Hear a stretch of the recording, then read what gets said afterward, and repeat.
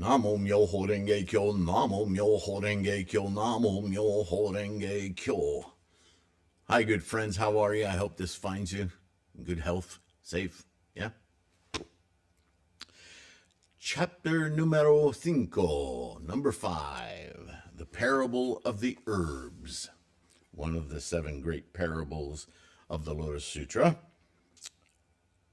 This one confuses a lot of people because they think it's about herbs. It's a parable, okay? You got to remember how these teachings work. They're thousands of years old, yeah? And to get the attention, hold the attention, and get the people of those days, very mystical, culturally programmed with magical thinking, using herbs, trees, shrubs as stand-ins for human beings, more specifically, the relationship of mind and body, how we learn, how we perceive cognitive skills, and how we inculcate that knowledge into our day-to-day existence via our bodies, our thoughts, our words. It's quite complex. So analogies like this break it down to a more simple way of understanding. But sometimes the simplicity is so simple, and people, like I have, I know autism is a real popular topic these days, but I have autistic tendencies I've had since I was a very young child. And I have OCD, and I have a screw all the list of acronyms and blah, blah, blah.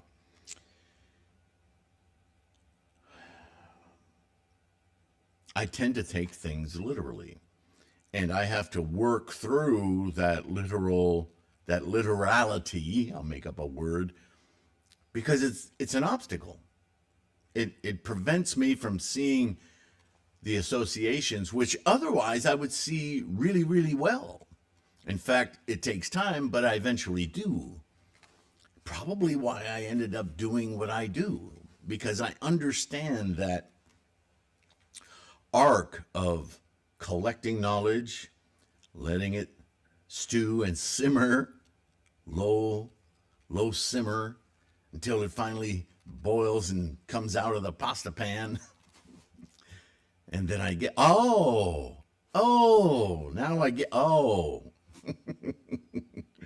So I know the arc, and I know it's really common. For some of us, it's very brief. For some of us, maybe it takes a really long time. So I'm trying to mediate. So this parable of the herbs isn't about herbs. It's about how we're all a little bit different, right? Oregano isn't quite the same as lavender or thyme or sage or apple tree. I'm stating the obvious, right? But think of it biologically. Think of it at a cellular level. Oh, gee, there's a lot more in common than there is different. How astounding is that? Well, that's you and I. As similar as we seem,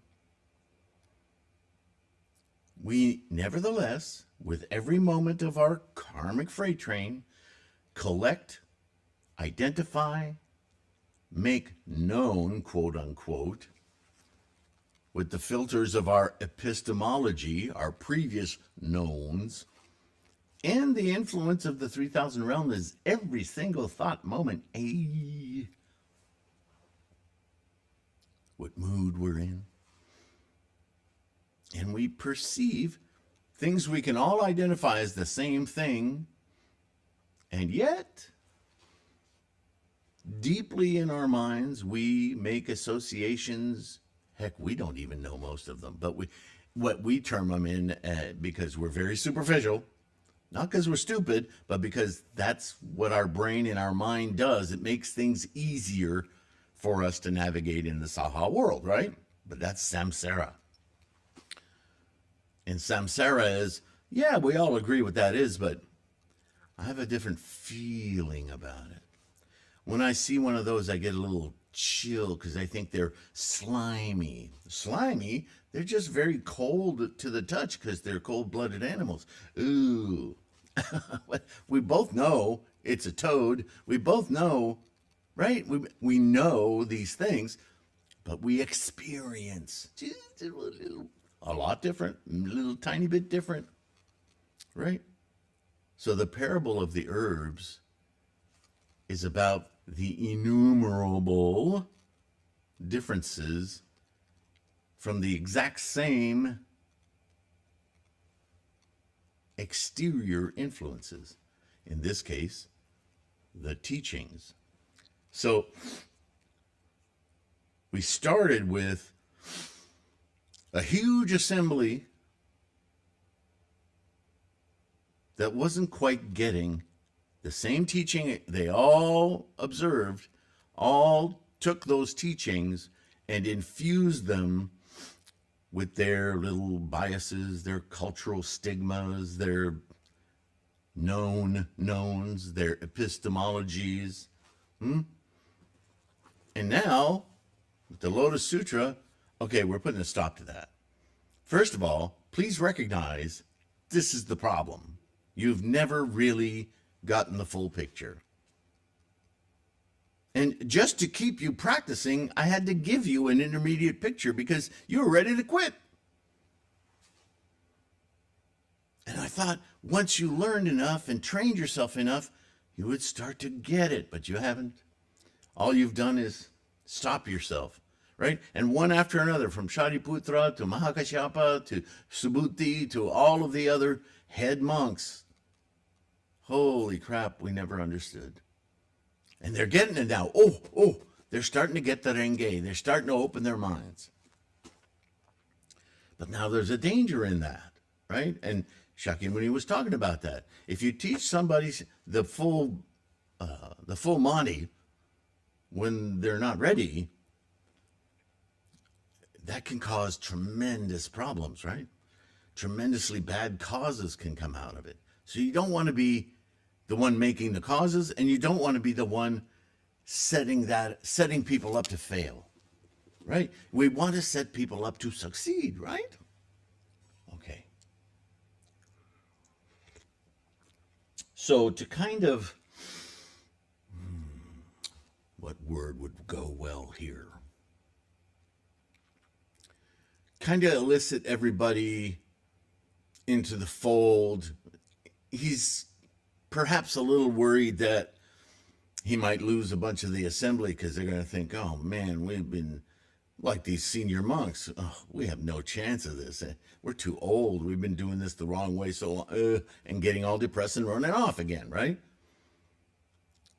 So now he's going to give us a teaching to let us know it's okay. Just now that you know, let's go.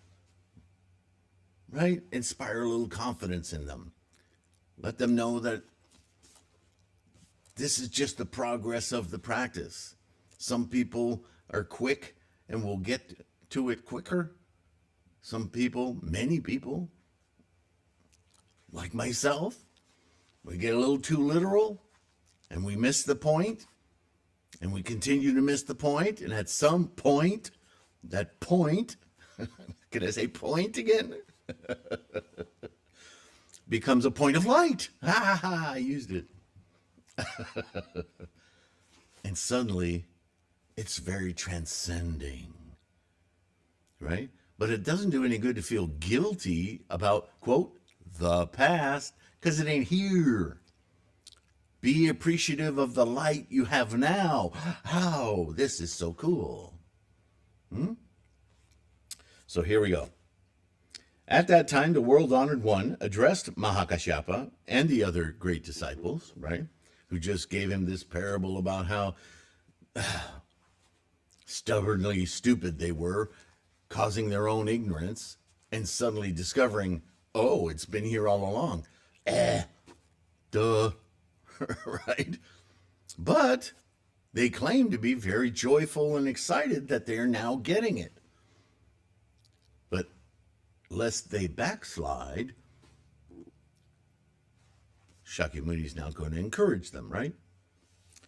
Good, good, Kashyapa. You have well proclaimed the real merits of the Tathagata. Now, I would like to take out the in that sentence, the definite article, because it's kind of misleading. I have already defined for you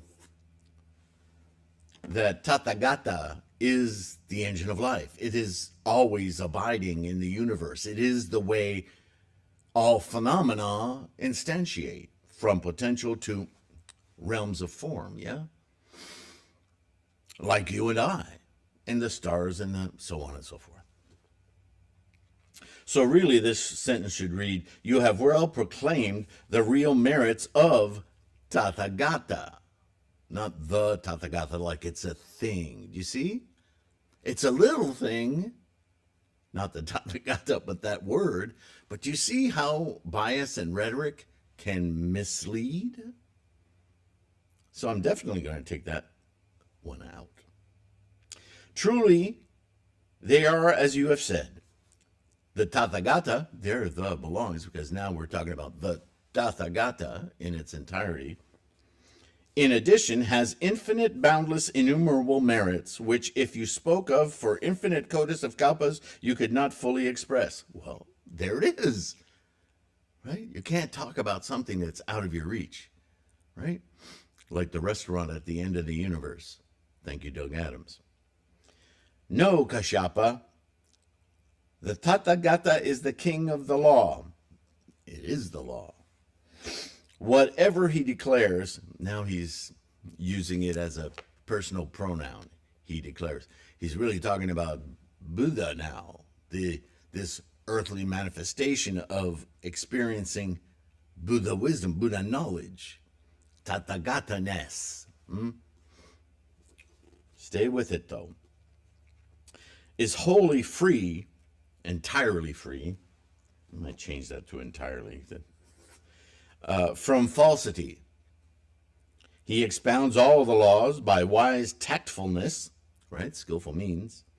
The law taught by him all leads to the stage of perfect knowledge, right? Anuttara samyak sambodhai.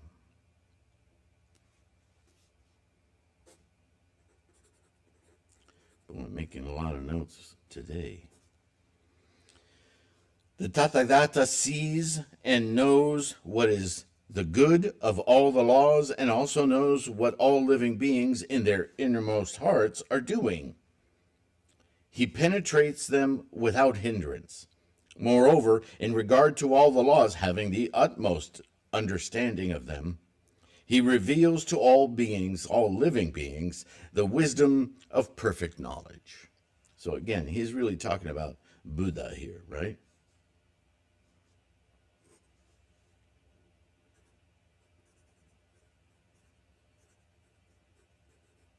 So I would say another way of interpreting Buddha, and maybe I should look at my Buddhism reference and add this to it. Buddha being a Saha world experience of Tathagata. Makes sense, right? All right, moving on. Moreover, in regard to all laws, all functions, all truths, all experiences, having the utmost understanding of them, he reveals to all living beings the wisdom of perfect knowledge.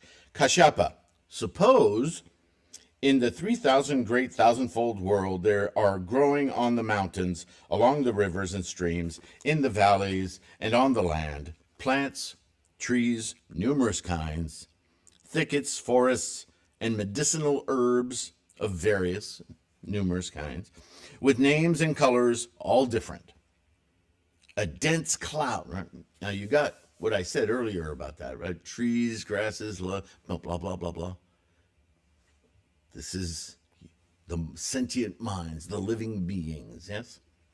But let's think of them. It's easier to think of our growth, our personal growth, from the standpoint of something that has roots and trunks and stems and leaves and branches, right? Okay, sorry, I'll stop. A dense cloud spreading over and everywhere, covering the whole 3,000 greatfold, thousandfold world. Now, he's talking in terms of the trichiliocosm. Never sure if I pronounced that right. He's not just talking about Earth. He's talking about the living space of the cosmos. Okay? Interesting that 3,000 comes into this because our moment to moment existence is influenced constantly by 3,000 realms. So there it is. It's a conceptual mental exercise, right? Wherever life occurs. This dense cloud covers all of it, pours down its rain equally at the same time. So even though this is a vast place, and you and I experience rain and heavy showers, light showers, we drive a car and the rain's coming down really hard here, but not so much over here. What he's describing is the same rain, same volume, same thickness, same amount everywhere. Okay? Like the teaching. The same teaching. The rain of the teaching spreading all over wherever life occurs. Universally, equally at the same, its moisture universally fertilizes the plants, trees, thickets, forests, medicinal herbs with their tiny roots, their tiny stalks, tiny twigs, tiny leaves, their medium-sized roots, medium stalks, medium twigs, medium leaves, their big roots, big stalks, big twigs, and big leaves. Every tree, big or little, according to its superior, middle, or lower capacity. Whoops. He couldn't help himself, right? The analogy, he's spilling it out because he doesn't want anyone to miss it. Doesn't matter if you're 6'10" and you weigh 350 pounds, or you're 4'6" and you weigh 76 pounds, male, female, or whatever in between, pronouns being what they are, doesn't matter. You're all sentient minds, and the rain of the teaching is poured on all of you in equal measure. But from the rain of the one cloud, each according to the nature of its kind, acquires its development. An interesting way to put it. Opening its blossoms and bearing its fruit, though produced in one soil and moistened by the same rain, yet these plants and trees are all different. Not only that, but as he'll describe, the oak tree may be drinking a lot more of that rain via its roots than the tomato plant. Or maybe the tomato plant equals it. It's deceiving, right? But certainly that little slow-growing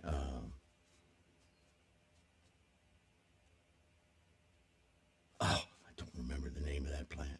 Anyway, you get the picture. Some plants are slow-growing. They don't take nearly as much water because they're not that big. But for their needs, they're getting the same teaching, the same rain, the same amount to their satiation. It's just that it takes less for them than it does for the others. They all get their nourishment, right? That's the point here.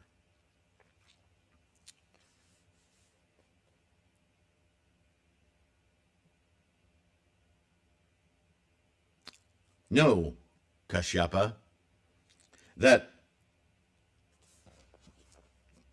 the Tathagata is also like this. He appears in the world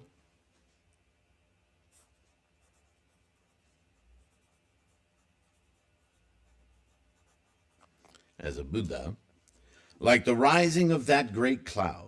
Universally, he extends his great call over the world of universal realms of influence, men and Ashuras, just as the great cloud everywhere covers the 3,000 great thousandfold region. In the great assembly, he sends forth these words: I am the Tathagata, in the form of Buddha.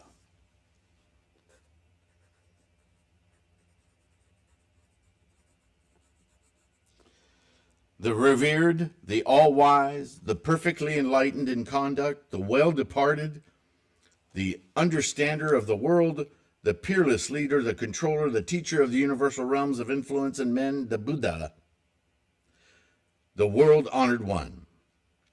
Those who have not yet been emancipated, I cause to be emancipated. Those who have not yet been set free, to be set free. Those who have not yet been comforted, to be comforted.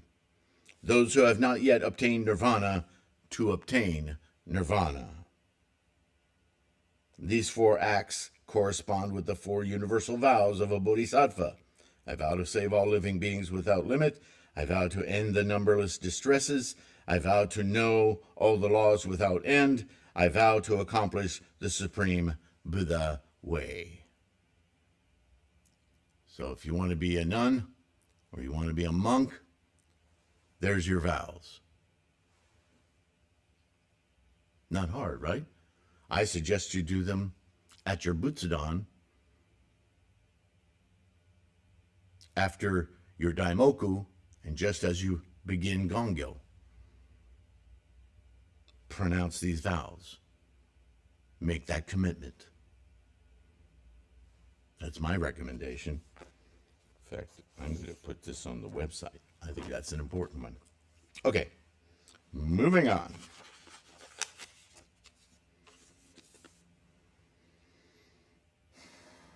I know the present world and the world to come as they really are, right? Because moment to moment to moment, he's in it, he's immersed in it. He's not concerned of the past, and he's only looking toward the future, which is happening now.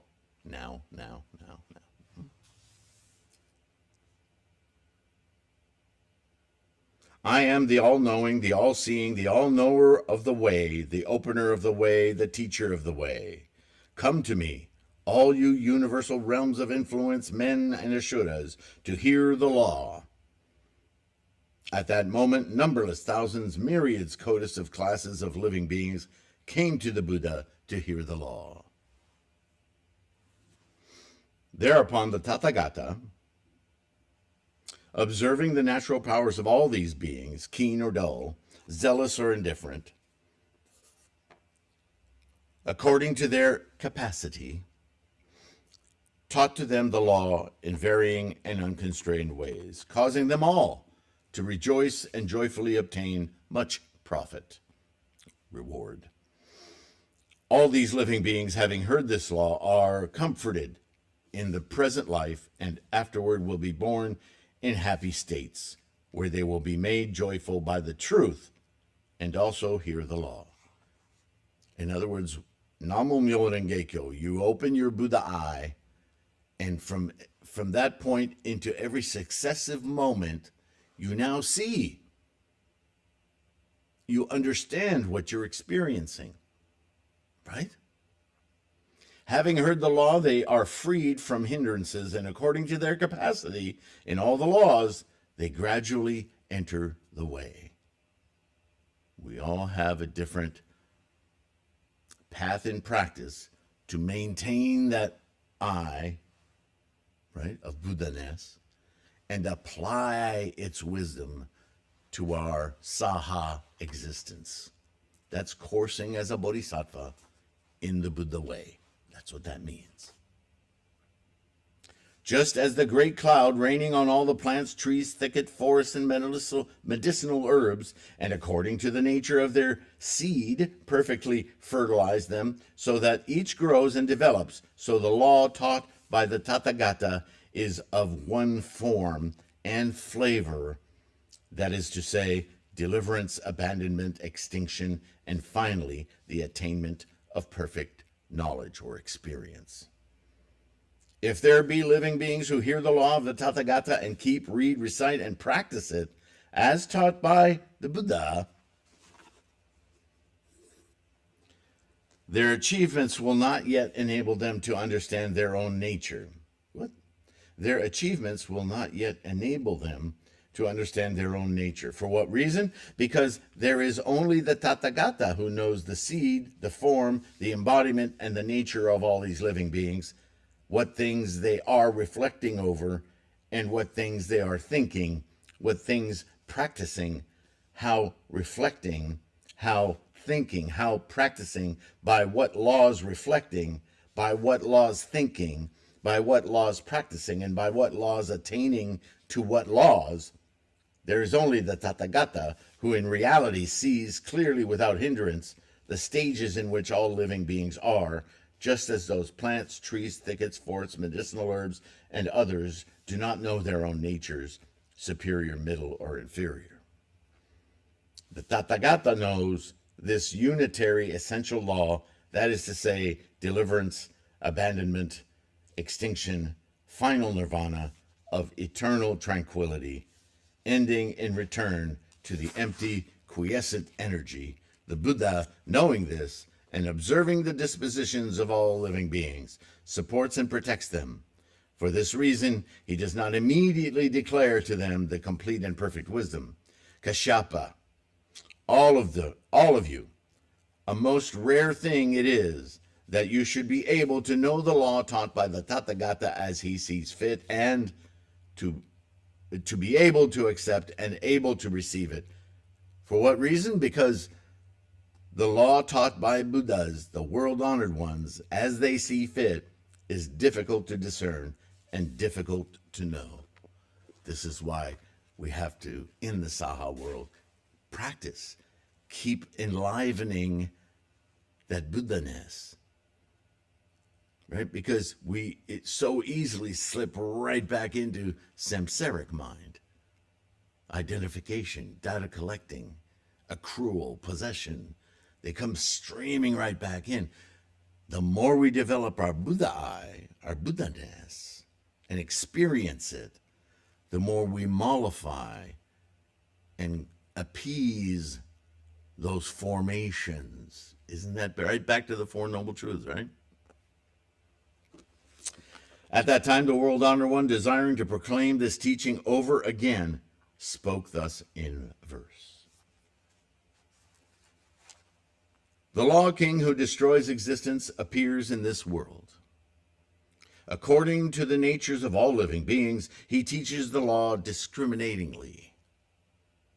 The Tathagata is greatly to be honored and profound in its wisdom.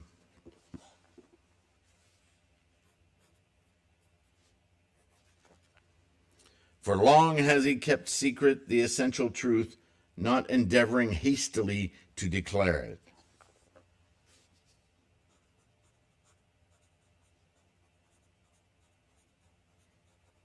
Boy, I really want to make this chapter clear. The wise, if they hear it, are able to accept and discern. The ignorant, not stupid, ignorant, they just don't know, doubt and turn away, losing it perpetually. Therefore, Kashyapa, according to their powers, I teach to them, with varied reasonings, to bring them to right views. Slowly, come this way. Know, Kashyapa, it is like a great cloud rising above the world, covering all things everywhere, a beneficent cloud full of moisture, flashes of lightning, right? Renge, shine and glint. The voice of thunder vibrates afar, bringing gladness and ease to all. The sun's rays are veiled, and the earth is colored. The cloud lowers and spreads, as if it might be caught and gathered. Its rain everywhere equally descends on all sides, streaming and pouring without stint, enriching all the land. On mountains, by rivers, in steep valleys, in hidden recesses, there grow the plants, trees, and herbs. Trees big or small, the shoots of all the ripening grain, sugar, cane, and grapevine, all these by the rain are fertilized and abundantly enriched. The dry ground is all soaked, and herbs and trees flourish together. From the one water which issued from that cloud, plants, trees, thickets, forests, according to their need, receive moisture. All the trees, superior, middle, inferior, all, each according to its size, grow and develop roots, stalks, branches, and leaves, blossoms and fruits in their brilliant colors. By the pouring of the one rain, all become fresh and glossy. The one rain, you see, he's hammering on that one Buddha vehicle rather than the lesser three, yes? Just as their bodies, forms, and natures are divided into great and small, so the enriching rain, though one and the same, yet makes each flourish. In the same manner, the Buddha also appears in the world like a great cloud, universally covering all things. And having appeared in the world, he, for the sake of all living beings, discriminates and proclaims the reality of all the laws. The great, revered, world-honored one among the universal realms of influence and men and all the other beings proclaims this, saying, I am the Tathagata, or the embodiment of the Tathagata.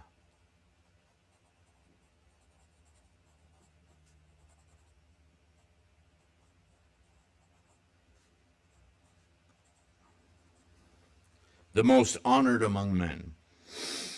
I appear in the world just like a great cloud to pour enrichment on all parched living beings, to free them all from misery, and so attain the joy of peace, joy in the world, and the joy of nirvana. Universal realms of influence, men and all. With all your mind, hearken to me. Come, all of you, here, and behold the peerless, honored one. I am the world-honored one, who cannot be equaled. To give peace to all creatures, I appear in the world, and for the host of all the living, teach the law, pure as sweet dew. The one and only law of emancipation and nirvana. With one transcendent voice, I proclaim this meaning, constantly taking the great vehicle as my subject. I look upon all living beings everywhere with equal eyes, without distinction of persons or mind of love or hate. I have no predilections, nor limitations or partiality. Ever to all beings I teach the law equally. As I teach to one person, so I teach to all. It's the same rain. What you do with the teaching is specific to you. This is also where skillful means finds its way, but let's leave that aside for now. Constantly I proclaim the law, never occupied with anything else. Going or coming, sitting or standing, I never weary of pouring it abundantly upon the world like the rain enriching universally. Honored and humble, high and low, law keepers and lawbreakers, those of perfect character and those of imperfect, orthodox and heterodox, quick-witted and dull-witted, with equal mind, I rain the rain of the law unwearingly. All living creatures, on hearing my law, according to their receptive powers, find their abode in their several places. Some dwell amongst universal realms of influence, or men, or revered wheel-rolling kings, or Shaka, Brahma, or other kings. These are like smaller herbs. Those who know the faultless law and are able to attain nirvana, who cultivate the 6 transcendent faculties and obtain the 3 clear views, who dwell alone in the mountain forest, ever practicing meditation and obtaining pratyeka Buddhahood. These are the larger herbs. Those who seek the world-honored one, resolving with we will become Buddhas, and practice zeal and meditation. There's that word zeal again. These are the superior herbs. And these Buddha sons, who single-minded walk the Buddha way, ever practicing compassion, assured that they will become Buddhas, certainly and without doubt, these are named shrubs. The firmly settled in the transcendent faculties, who roll the unretreating wheel and save infinite 100,000 codas of living beings. Such bodhisattvas as these are named trees. The Buddha's equal. Teaching is like the one rain. But beings, according to their nature, receive it differently. Just as the plants and trees each take a varying supply. The Buddha, by this parable, tactfully reveals and with various expressions proclaims the one law. But of the Buddha wisdom, it is as a drop in the ocean. I rain down the rain of the law, filling the whole world, the one essential law, to be practiced according to ability, just as those thickets, forests, herbs, and trees, according to their size, luxuriantly develop. The law of all Buddhas, ever by its essential oneness, causes all the worlds universally to gain perfect weal. Gradually, by its observance, all attain the way's fruition. Anuttara Samyak Sambodhaya. Sarvakas and Pratyeka Buddhas who dwell in the mountain forests are in the final bodily state and hearing the law reach fruition, are named herbs, each progressing in growth. As to the bodhisattvas who are firm in wisdom, penetrate the triple world and seek the highest vehicle, these are named shrubs which gain increasing growth. A moment ago he said they were trees. Again, those who practice meditation and gain transcendent powers, who hearing the doctrine of the empty, greatly rejoice in their minds and emitting innumerable rays, save all living beings. These are named trees, which gain increasing growth. So he's kind of varying it, right? Again, making the point that just because you're a shrub doesn't mean all shrubs are the same.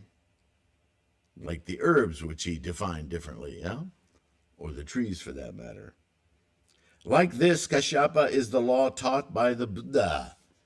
It is just like a great cloud which, with the same kind of rain, enriches men and blossoms so that each bear fruit. No, Shariputra, Kashyapa. By numerous reasonings and various parables, I reveal the Buddha way. This is my tactful method. All Buddhas do the same. What I have now said to you all is the veriest truth. This is the ultimate truth.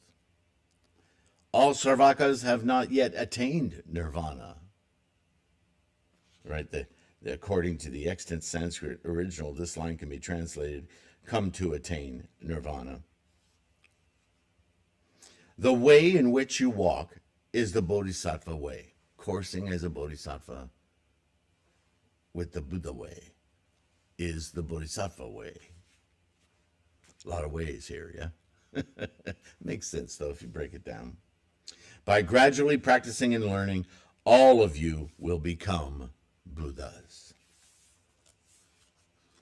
Now, I have a long footnote here. Nichiren drew much from this chapter in regard to the nature of Shakyamuni's use of the parable of the teaching as rain, feeding variously needing plants with their specific requirements. While in exile, Nichiren wrote the opening of the eyes and many other writings to speak on the universality of the Lotus teaching's effects. All practitioners, no matter their current life condition, would be capable to awaken the Buddha life condition with each their own path. Additionally, the implications of this parable of the rain, representing the totality of Shakyamuni's teachings, only to be absorbed variously in accord with those capacities of individual minds, actually demonstrate that the Buddha is a pre-existing feature of life.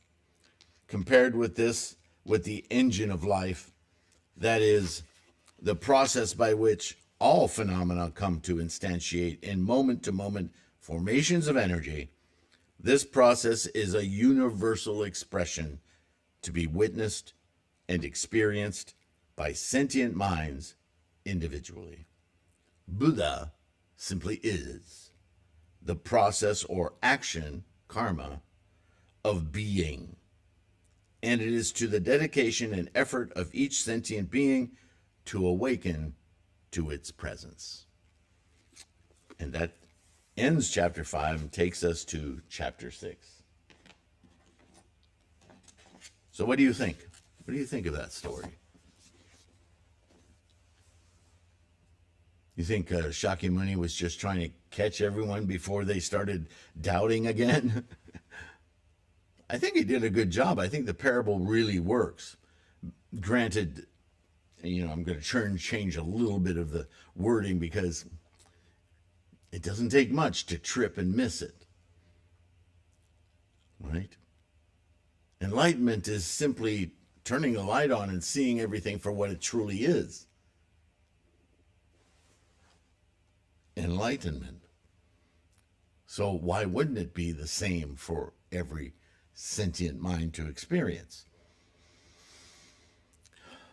Things look different on the surface, and that's what samsara is so clever at doing.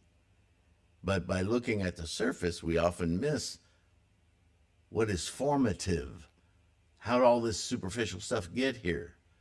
Oh, ultimately, like science, like neuroscience, like particle science, like name an area of science. They keep digging and digging and digging, and the deeper they go, the more universally they discover. This is why the same what is it? I was going to say antibody.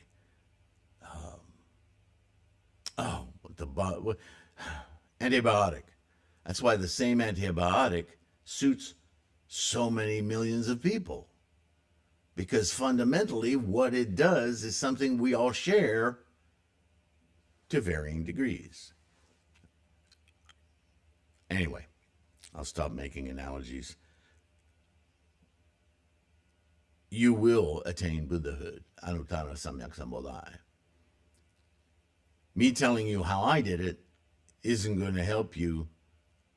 Me sharing with you what I've experienced, which is what I'm trying to do here, hopefully the goal is helps you to find your own aha moments, yeah? Your own renge. Because that's where ultimately it must happen, right? Thank you. Thank you for being a bodhisattva. Thank you for listening. Thank you for your support. All of it, from liking and subscribing, super easy, helps us expand the Sangha. It's a bodhisattva act. All the way in between buying books, buying mandalas, the bookstore, the mandala store, even downloading the free podcasts, anything you can do to help the activity and support financially patrons, universal bodhisattvas you are, universal worthy. Keeping this boat afloat, it's a big endeavor. I often I don't talk about it much, but there's a lot of behind the scenes that goes on to keep this going. So you guys help keep me afloat, to keep this channel going, to keep adding new content, to keep working, to support you and myself in our mission for enlightenment, yes? Namo Myo Renge Kyo. Take care of your health. I'll see you for Chapter 6. Bye for now.